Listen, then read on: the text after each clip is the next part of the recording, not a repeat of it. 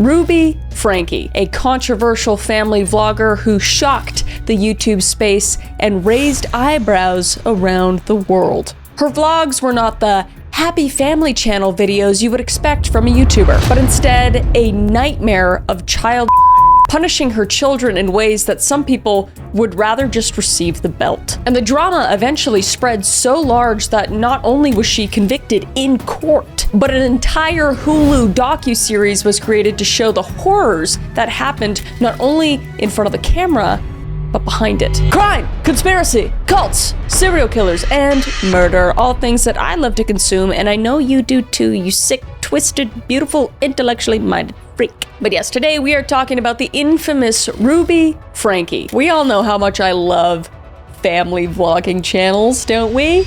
They're my favorite. And by they're my favorite, I mean, I feel like they should be illegal. I don't like them. I don't like them one bit. I did cover Ruby Franke very briefly in a video, maybe like a year ago. Didn't go deep dive into it, but she's resurfacing on the internet and in court, and because of this docuseries. So I figured we'd do a deep dive into this bitch. So without further ado, let's unbuckle our seatbelts, go Mach 5 down the highway, slam on the brakes, and bust through this windshield into this POS family vlogger together.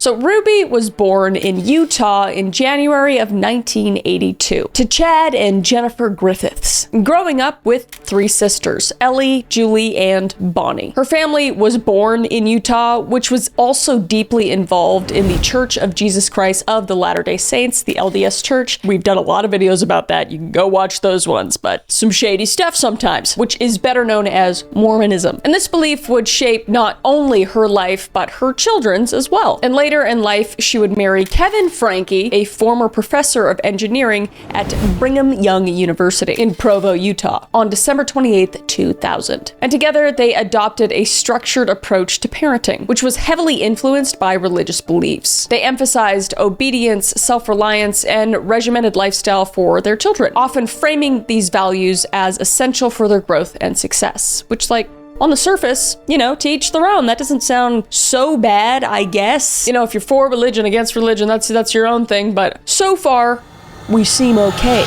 Buckle up. So as the couple's family grew, Ruby saw an opportunity to document their lives and share her parenting philosophy with a broader audience. So the launch of the 8 Passengers in 2015 marked the beginning of her vlogging career and the end of these kids' safe, private childhood. Just I can't stand these people. I can't stand people that exploit their children. Jail. Oh wait, she's already in it. I'm giving it away. Let's continue. So Ruby felt the need to share this part of her life. A lot of mothers think their way of teaching and raising their child is the best way. Not all mothers. I think a good mom always thinks there's room for improvement. I think that makes a really good parent. But Ruby, nay, she thought she was perfect. But sometimes they just want to share their life experience and document their children, which again is like okay on the surface if it's just here and there and it's with, you know, friends and family, not with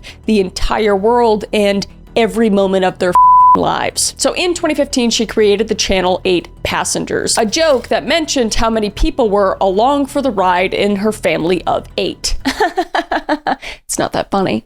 It's not that funny. Herself, her husband, along with her 6 children, Sherry, Chad, Abby, Julie, Russell, and Eve. And her audience began to expand with her semi-relatable content about raising children and experiences as a mother. And she had a pretty loyal fan base of moms and others entertained and even inspired by her take on parenting. And eventually she would reach her peak of popularity, garnering around 2.5 million subscribers on her over 1 billion views by mid-2020, which is insane. However, with more eyeballs on her channel, people began to realize that she definitely wasn't an ordinary family channel, and something was off about her treatment of her children. And the treatment of her children was mostly on camera. The only way the audience could see their lives are going, since they're not only on flip phones, but because she's the only one allowed to use technology and record, at least from what I could gather.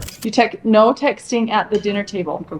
No texting. But I mean, her punishments are insanely ironic by nature, because she would be punishing her child for texting at the dinner table while she had a huge camera pointed in their face. The irony is just spelt out all over the place. And one of the worst controversies was the admission on camera in one of the vlogs of one of the children, which was Chad, describing how he was grounded from his room for 7 months.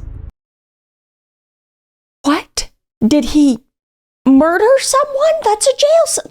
What? My bedroom was taken away for 7 months, and then you give it back like a couple weeks ago. I don't think our viewers know that. You've been sleeping on a beanbag. I've been sleeping on a beanbag since October. So instead of sleeping in his bed, he had to sleep on a beanbag, and his mother was sitting next to him, laughing and smiling like it was the funniest thing ever. Oh, my son has a perfectly fine room, and what he did wasn't that big of a deal, but it makes for great content, so tell us how miserable you are, Chad. Just sick. She's sick. I hate her, so I don't like this. So, wait. What is the reason he would deserve such a punishment, you know? Ask yourself that. Well, The reason that's been in my head. It's pretty funny, but now that I look back, I mean, it's pretty depressing. No, we never told our viewers. That I woke Russell up at 2 in the morning and told him that we're going to Disneyland and he has to pack. And he got up and made his bed all neatly and then packed all his clothes in a suitcase. And then he walked out the door and I'm like, Russell, he was like, what? And he's all happy. If that's grounds for grounding your child and banning them from the room for 7 months, I should literally be in a 30-year sentence in my parents' basement right now. Like, so mild, so innocent. Like, that is funny. That is some shit I would pull. Like, they just weren't allowed to be kids. Like, it didn't harm anyone. Made a couple people a little sleep deprived for a night. My God. So when he's laughing and telling the story, she looks at him very displeased, stating that if it's so funny, maybe he needs more time to learn his lesson. And he wasn't even in his room. He was sent to the family room and had to sleep there for 7 months. Not his bedroom, the family room. Like, I can't even imagine, like, just, can you imagine no privacy for 7 months as at this point, I don't know exactly how old he is, but a teenage boy. And I know a lot of people don't have that option, but to have that option and it just to be stripped away from a person that you think that's supposed to protect you and respect you, and it makes me really sad. It makes me really sad for this kid. Like, obviously they're at a point where they are privileged, but at the same time, other side of the coin, they're living in a prison. And they even talk about the daughter next to them who got her phone taken away for months, stating that they can't call their friends. And then they change the topic and talk about how they can't hang out with their friends, to which Ruby says they can hang out with their friends with no problem. However, what she doesn't realize is that their friends live far away and that they can't hang out with them since they have no communication with them. And I think she realizes that her kids literally have no friends and can't hang out with friends if they do have them, not only because they can't see them, but probably because they judge how their mother treats and disciplines them. She's creating a cult in her own home, or she did create a cult. She's isolating her children and she's controlling them, not in like a motherly way, like how you're supposed to teach your kids stuff and, you know, protect them from, you know, harm. She's just a menacing cult leader amongst her family. I mean, it's just awful to watch, and there is no smiling from the children other than to cope. Not out of fun or excitement about their lives, but literally just to cope. You can see her face too. You can tell that she's realizing what she's doing to her children, but just refuses to change. Just a classic narcissist. And it's hard to justify this behavior, and it seems that the audience also agreed with this, thankfully. Considering I had to make this video, you can tell people did not like the response to this. But another horrible disciplinary action was the lunch deprivation incident. And this incident involved the 6-year-old daughter, Eve. And according to Ruby in her vlog, she states her daughter's teacher texted her and told her that her 6-year-old did not pack a lunch. I just got a text message from Eve's teacher. She said that Eve did not pack a lunch today, and can I bring a lunch over to the school? And she would then ask Ruby to bring a lunch for her because she's at lunch without food. And Ruby says this happens frequently, and she knows her teacher is uncomfortable with her not having a lunch, and it would ease her discomfort if she did have a lunch. Her 6-year-old daughter is going to school with no lunch as a punishment. She's starving her children as punishment frequently. But instead of doing what a loving mother would do and bring a lunch, she texts the teacher back. I responded and just said, Eve is responsible for making her lunches in the morning, and she actually told me she did pack a lunch. And the natural outcome is that she's going to have to be hungry. That's what Ruby Franke said about her daughter. So the natural outcome is she's just going to need to be hungry. So her 6-year-old daughter forgot to pack her lunch and is going to have to suffer the consequences and just be hungry. But that alone is not the worst part, believe it or not. The worst part is that Ruby doubles down, stating that, and hopefully nobody gives her food and nobody steps in and gives her a lunch. bitch, what? Oh my God. I want to go Undertaker on her ass and just...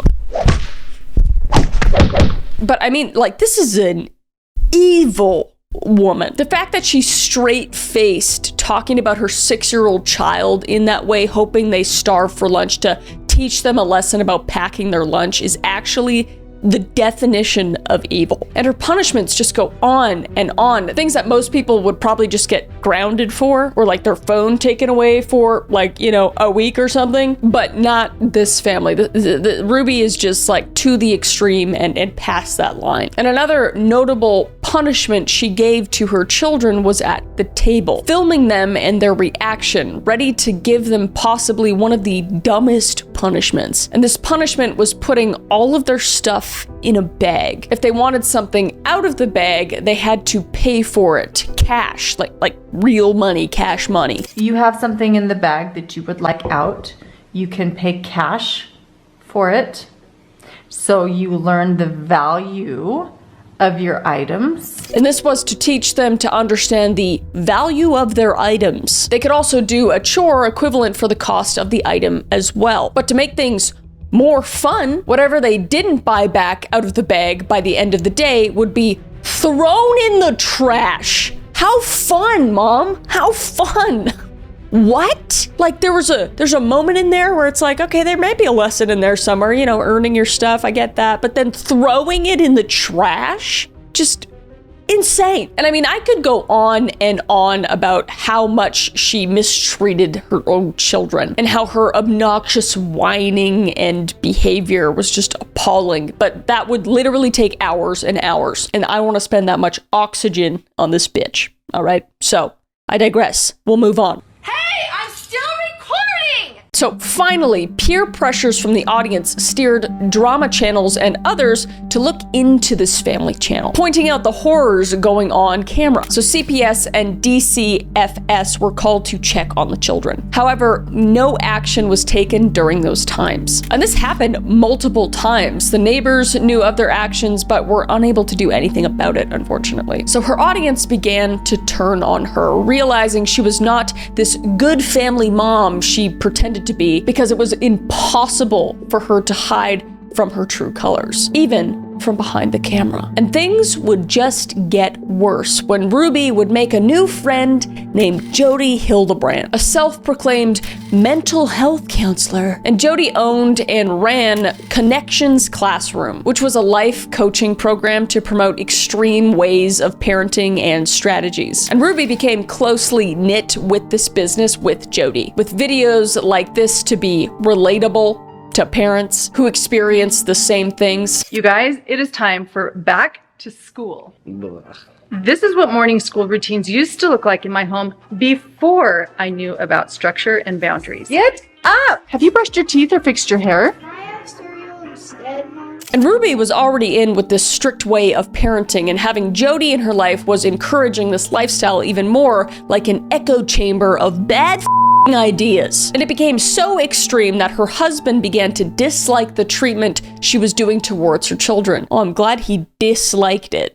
Step up, bitch. Sorry, I'm getting really mad. I also need to put my glasses on. But this eventually would lead to Ruby kicking Kevin out of the house. It's insane that she would just continue this horrible mindset, though, thinking it's best for her family with her equally insane therapist friend, Jodi. But we'll come back to talk more about her husband, because it's just a rabbit hole with him as well. His unfortunate name, Kevin, which is my dog's name, and he's a precious little angel. Not the husband, my dog. And Ruby would continue to fall out of more relationships, that of her siblings and her extended family as well. And her obsession with Jodi's teachings even made her two oldest children, Sherry and Chad, become distasteful of her, becoming vocal about her sick relationship with her new friend. And it might have been more than just a little friendship. You know, there's a lot of things going around online, but I'm not going to say anything because I don't know for sure. So they had already been kicked out of the house due to them being above the age of 18, which is exactly what she wanted out of her children when they turned 18, to get the out of Dodge. My kids are not welcome to come live with me after they're 18. I am very straightforward about that. Chad had been kicked out of the house during her friendship with Jodi, a problem that stemmed from him doing what teenage boys do, you know, off or whatever. I don't want to say it. I don't know. It's weird. But he did those things, made out with his girlfriends behind his mom and Jodi's back while they were in the house. He confronted Jodi, saying like, hey, I did these things. And he felt like he needed to confess to Jodi, and by doing that, needed to confess to his mother as well. So he would go up to his mother and be like, hey, I'm struggling with this. You know I shouldn't be doing this, but I am doing this. Doing what most boys would not do. Most guys would just keep it to themselves. But this guy is just like putting it on the table, being vulnerable with his mom, trying to get help. And what she did was just kick him out of the house. Jodi thought it would be a good idea for me, as part of my repentance process, to tell my mom. So I pretty much confessed to her that, you know, while Jodi was in the home, I was viewing pornography. I was making out with girls at nighttime behind your back. And I have never seen my mom more distraught, and I have never seen her more red in the face. I was 17 at this time. Great parenting. 10 points to Ruby and Jodi. And that brings us to one horrifying day, specifically August 30th, 2023. Something would completely change Jodi, Ruby, and her children's lives in an instant. On August 30th, 2023, a 12-year-old boy was seen knocking on the door of his neighbors. I just had a 12-year-old boy show up here at my front door asking for help. And he's said he had just came from a neighbor's house, and we know there's been problems at this neighbor's house. This boy was asking for some food and water, shown skinny and with duct tape around his ankles. And when examined closer, injuries to his wrists and ankles were severe, leaving damaged tissue and muscle. And the boy ringing the doorbell asked for the police, and he was obviously thin and starving. So the neighbor gave him a banana and some water and waited for the police to come and arrive. And after a deep examination of the boy at the hospital, they found cayenne pepper and honey had been used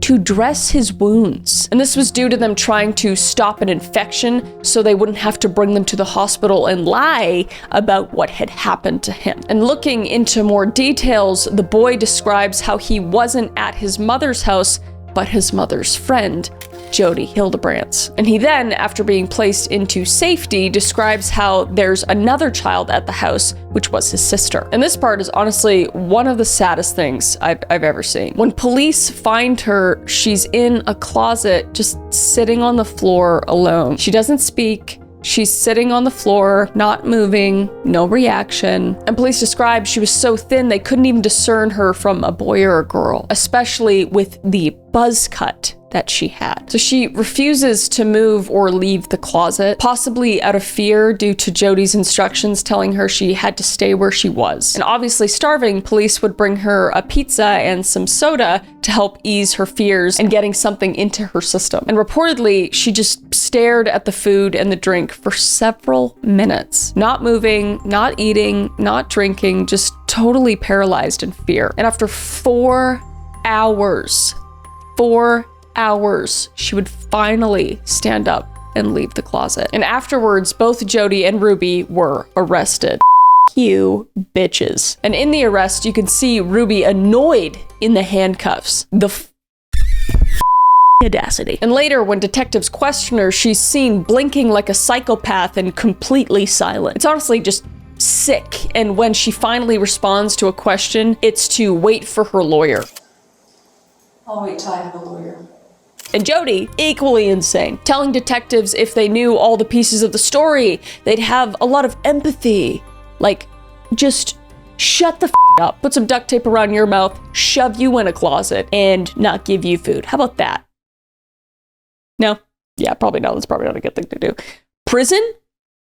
Yes. If you knew all the pieces, I think you'd have a lot of empathy for what's going on. But according to police questioning and the evidence alongside, the young boy had slept outside and wrote jail in pebbles, meaning he was thinking about calling the police, not for help, but to absolve himself from the crimes his mother said he committed. The brainwashing that happened in this household is astonishing. When I say she's a cult leader and Jodi, it is just like Jim Jones. They are right up there with him. And knowing that the young 12-year-old boy thought he was the one who was going to be arrested and not his mother and her friend is insanely telling about just all the that happened. And a day before all of this, she's seen on Jodi's channel with just crocodile tears, Ruby, that is, saying she's staying firm and how she's mothering her children. And this happened while they were obviously tied up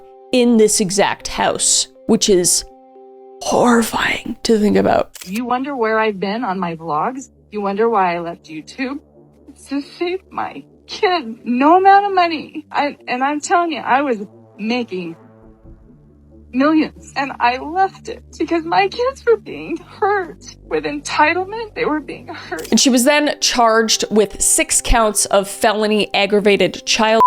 However, we wouldn't know if she would suffer for her crimes until later that year. Ruby was held without bail. And the media was all over this. Any sort of influencer that is charged with something is immediately national headlines, as we know. And to no one's surprise, everyone celebrated the fact that she was finally caught and arrested and were eagerly awaiting details of what would happen to her, including myself. And before Jodi Hildebrandt could be charged, she immediately surrendered her license as a counselor. I f***ing hope so. And on December 18th, 2023, Ruby pleaded guilty to 4 counts of the second-degree aggravated child charges. And in the proceeding, they talked about how she would her children. One story involving her young son working outside for several weeks without any protection, which caused him to be severely burned. And Jodi herself was also charged with 4 counts on December 27th of the same year. Ms. Franke, how do you plead to count 1, aggravated child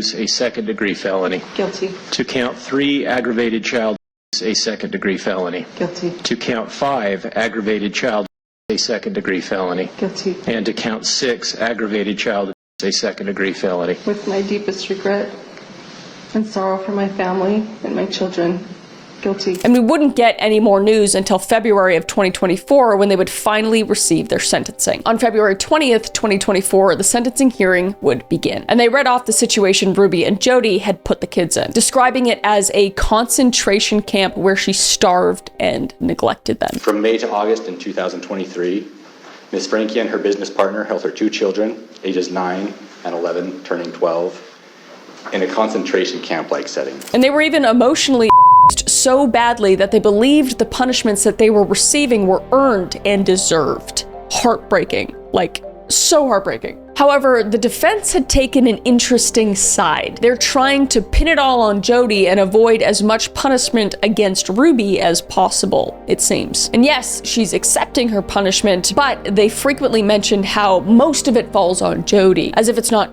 the mother's fault, as if they're not her children and, oh, you know, she's responsible for her children and the care she puts them in, you know? Ruby realizes that she still has work to do in shedding those thinking errors and to reestablish a better and correct pattern of thinking and behavior. Ruby realizes that changing her thinking, reestablishing relationships, and healing are not simple or easy tasks. However, she is committed to doing that work. I would like the court to know that Ruby Franke is a delightful, respectful, and responsible person. She is open to feedback and addressing the consequences of her actions head on, and now ready to address your honor and accept your judgment. And Ruby then makes her own personal statement, talking about how she followed counseling guidance from her friend Jodi, and that in turn is the reason for her unchecked reality, as if she wasn't doing all of this before. Sorry, I can't take anything seriously that comes out of her disgusting, foul bitch mouth. Sorry. Oh my God, I need to settle down. She's right there with Casey Anthony for me. Just no remorse. I don't care. So she spends the majority of her time thanking the officers, the medical staff, her lawyer, blah, blah, blah, blah. Only at the end does she talk about her children, which is why, in my opinion, she doesn't care what she has done against her children, only that she got caught and was in trouble. And her crocodile tears honestly mean zip, nothing, nada. Because you talk about all these other people that you put above your children, just like in your own life. And as for Jodi, she has her own statement as well. And weirdly enough, she seems more humane about it despite her being a huge reason for the towards the children, or at least furthering and encouraging Ruby to them more. And I say this because she mentions the children first. Wow, first. See, take notes, Ruby. Although Jodi's a piece of shit too. I sincerely love these children. But in the end, they both received the same sentence, 1 to 15 years terms in prison served consecutively for each of the 4 counts of child abuse to which they pleaded guilty. And this is one of the harshest punishments ever given in recent child abuse cases. However, they're more likely to serve around 30 years. Honestly, I think it should be the rest of their miserable lives.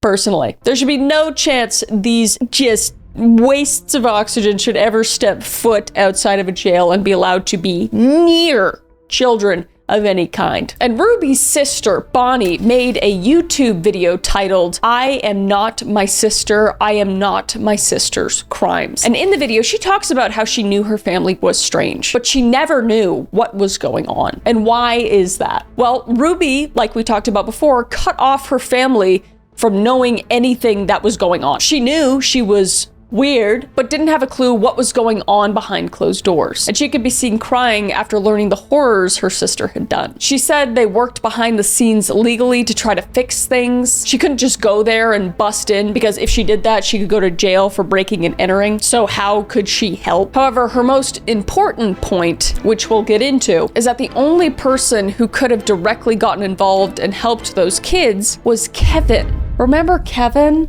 The father? Kevin, as mentioned before, was in the vlogs in 8 Passengers, Ruby's husband. And Kevin is a less talked about character in all of this, as he witnessed the abuse and eventually just left her in 2022, but never went back to help. You know, his children, who, you know, were being by, you know, his wife. But Kevin Franke would state that he was unaware of the extreme ways she was parenting. However, he talked about how Jodi was able to avoid the law because she never answered her door and more. Not answer the door, not speak with authorities, DCFS or police, just remain silent.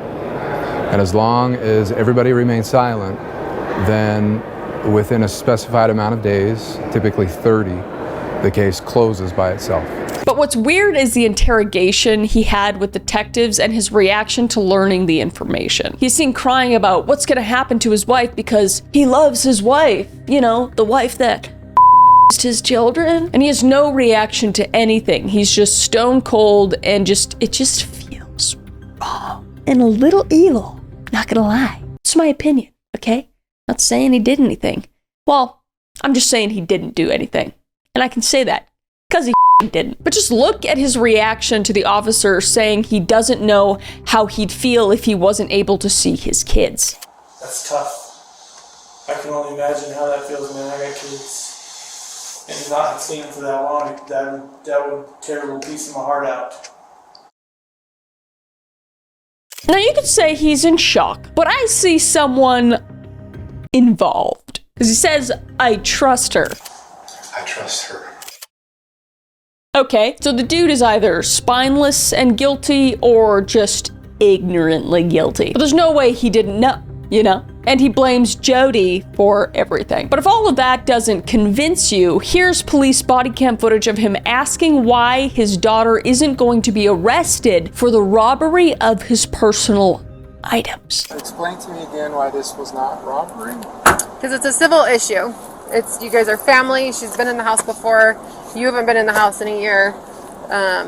She had interest in the items. She didn't take them with the intention to deprive you of them. So theft, that's the theft code. We have to prove intent to deprive you of the items. And that wasn't her intent in having them. So the detective sergeant said that we're not going to charge her for anything. Okay. I'll have to do some more research on that. But yeah, no, he's totally a loving father who just really loves his kids and wants the best for his kids and everything, you know? Totally. Oh, and did I mention this was 2 days after Ruby was arrested? Yeah, so after his wife got arrested for his children, he tried to get his daughter arrested for taking stuff that was hers. Yeah. Great guy. Definitely innocent in all of this. Definitely not guilty. You know, can't say that. Anyway, Sherry Franke, the oldest sibling who was kicked out at 18 years old, has been pretty vocal, and she's very straight up. She says Jodi isn't the reason for the abuse. She was like that before. Not this spineless viewpoint that Kevin takes, but she's firm with what happened. Narratives in the media kind of pinpoint Jodi as the reason that things went wrong and Ruby was good until Jodi came. But I wanted to show that like that wasn't the case and that wasn't my experience. And it's hard to pinpoint her kid's perspective towards their father, but it seems like Chad, the son who was kicked out at 17, seems to hang around his father, at least in interviews. What does happiness look like for you guys? Enjoying time with my siblings, it feels a lot more free. It's wonderful to be surrounded by my children. There's laughter again. We have a lot of new furry friends. Our home is a zoo. It is a zoo, and it's funny because like they chew up all the floorboards and everything, and I'm just thinking if Ruby was here, she'd be furious, but Ruby's not, and I don't care, and I'm happy. I do believe people can change, but there's got to be some accountability for him, you know? There's no chance he had no clue what was going on. I mean, we know he knew what was going on because he was there for the vlogs. But again, the media has been talking about this frequently with the new Hulu show that came out earlier this year on February 27th, 2025. And the show called Devil in the Family, The Fall of Ruby Franke shows clips and videos, interviews, and more about all perspectives that had happened during the whole ordeal. And it opens up all that has happened and shows the absolutely disgusting horrors Ruby Franke committed alongside Jodi Hildebrandt. And honestly, the whole thing is just unbelievably disturbing, with clips shown of how she was treating them and the arrest footage playing alongside. It's just all horrifying. Intentionally, this awareness of family vlogging has opened up how people include children in their media. And we've seen things similar to this in the news before with the Daddy 05 and the horrors those children went through for entertainment. So the fact that this is still happening really shows that something needs to change. And it also talks about what was really going on with Jodi and Ruby and why they were so secretive about their lives. Some people on TikTok have been insinuating a possibly private and secret romantic relationship between the two. I am not gay. I'm gonna give Ruby the time of her life. And I mean, her own son, Chad, talks about his own theories on how he thinks that his mom and Jodi could be gay. Are they lesbian? Yeah, I do. I honestly do. That's my personal opinion. And also, I just need to shout out Chad for being hilarious because he's making fun of his mom for like a pen face that she does. He's got a great sense of humor, and I appreciate that, you know, for all the shit that he's been through.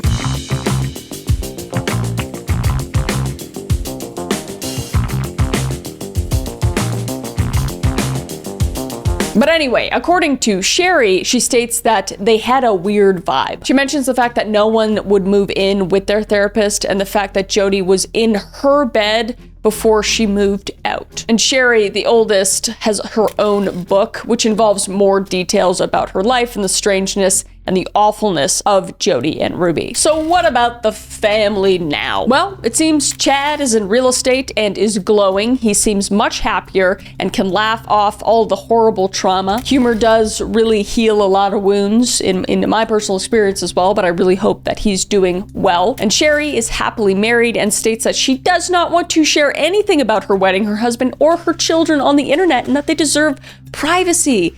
But privacy that she wasn't given, which is huge in her beliefs. Let's just give a round of applause for Sherry. What a good, an actually good mom. And it seems the rest of the children, Abby, Julie, Russell, and Eve, have all undergone psychological assessments and treatment to recover from their and that they were taken into custody by the Division of Child and Family Services. Supposedly, they're all in contact with their father, Kevin, who is trying to rebuild their trust. But currently, they are in state protective custody, which is exactly what they need to be safe and away from their evil mother and questionable father. But in the end, it all boils down to an evil mother who becomes overly controlling of her children, putting it all on display for the world to see. And I personally think, as you guys know, if you watched any of my content, I think it's just really bad for parents to film their family like they're in a freaking like docu-series or movie. I don't think it's good. It's not only creepy, but puts too much of their lives on display, and it's not something they can consent to. And sometimes it even goes to their head. I just don't think it's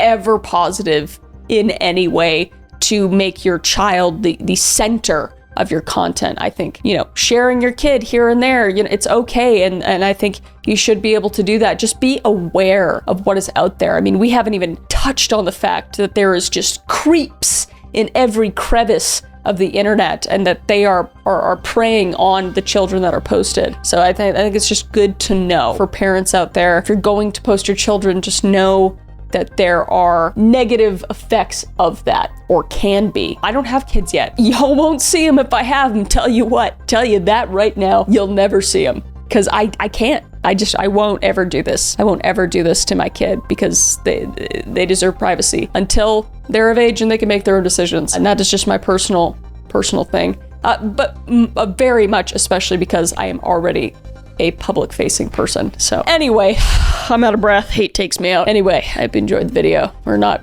enjoyed it. Please let me know what other deep dives you want me to do below. These are always rough. Always the family stuff always gets me. I don't know why. I think it's just because it's close to home. It's close to YouTube home, and I know people in this space, and it just, kids, man. Kids are so innocent. They deserve better. And I'm glad all these kids are now on the up. And Ruby and Jodi, maybe Kevin, you suck.